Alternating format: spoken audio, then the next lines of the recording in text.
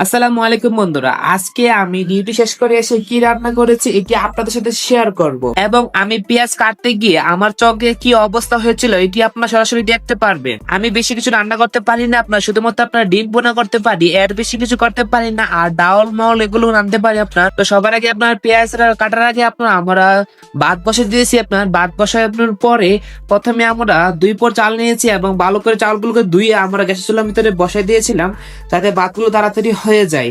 ভাতগুলো হইতে আপনার প্রায় আধা ঘন্টা থেকে 40 মিনিট সময় লাগে, কারণ এই চালটি হচ্ছে আপনার মোটা চাউল, যার কারণে চাউলটি খেতে মানে অনেক কষ্ট হয়।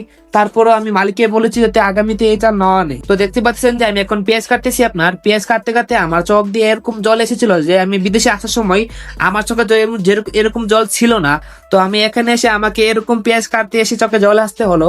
তো প্রথমে আমরা কড়াইয়ের ভিতরে তেল দিয়ে ফেলেছি এবং ডিম দিয়ে ভালো করে এটিকে লাড়িয়ে টাড়িয়ে বুনা করে ফেলবো। বেশি কিছু রাঁধতে পারি না, শুধুমাত্র আমি ডিম বুনা করতে পারি আপনার। তো আমাদের ডিম বোনাটি লাস্ট খুবই অসাধারণ ছিল, যার কারণে আমি একটু নাচতেছিলাম খুশিতে।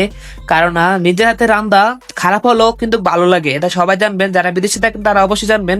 তো আমি কিন্তু বিদেশে থাকি আপনার 4 মাস হয়ে যাবে আপনার বিদেশে। তো দেখতে পাচ্ছেন যে ফাইনালি আমাদের ভাতগুলো উপায় হয়ে এসেছে। এটি হচ্ছে আমাদের পুরাতন রুমটি, দেখতে পাচ্ছেন যে। তো এই ভিডিওটির পরে নতুন একটি ভিডিও আপলোড করবো যেখানে আমাদের নতুন একটি রুম রয়েছে। এই রুমটি আপনাদেরকে দেখাবো, ফ্ল্যাটটি পরে দেখাবো। ফ্ল্যাটটি হচ্ছে আপনার পরে একটি নেক্সট ভিডিওতে দেখাবো, কারণ ভিডিওটি বড় লম্বা হয়ে যাবে। এটি হচ্ছে কিচেন রুম, এটি হচ্ছে আমাদের থাকার রুম। আমরা একটি রুমে প্রায় 5 জন থাকি। পাশের রুমটার ভিতরে হচ্ছে কিচেন রুম, আমাদের কাপড় চাপড় যা সবকিছু রেখেছি। আর ছোট একটা হাম্মাম রয়েছে, যেটাকে আমরা বাংলা ভাষায় বাথরুম বলি। তো আপনাদের বিনোদন দেওয়ার জন্য একটু মজা টজা করলাম। দেখতে পাচ্ছেন যে কি সুন্দর লাগতেছে আমাকে। ফাইনালি নিজে নিজে এত প্রশংসা করতেছি, ভালোই লাগতেছে আমার। দেখতে পাচ্ছেন যে আমাদের ভাত গুলো হয়ে ফেলেছে ফাইনালি। তো ভাত এবং সবগুলো ডিম নিয়ে ফেলেছি। আমি আমার জন্য কিছু রান্না করেছি, ওরা খাবার দাবার খেয়ে ডিউটি চলে গেছে, আমার ডিউটি শেষ। তো পুরো রুমে আমি প্রায় একা রয়েছি আপনার। আর আমার একটি বাজে একটি অভ্যাস রয়েছে আপনার, খাওয়ার সময় আমার মোবাইল দেখে বা গোপাল বার দেখে আমি খেতে বসি। বাড়িতে থাকতে আমি প্রায় এরকম করতাম। সত্যি গাইস, আমাদের এই রান্নাটা খুবই অসাধারণ ছিল এবং অনেকটা মজা ছিল।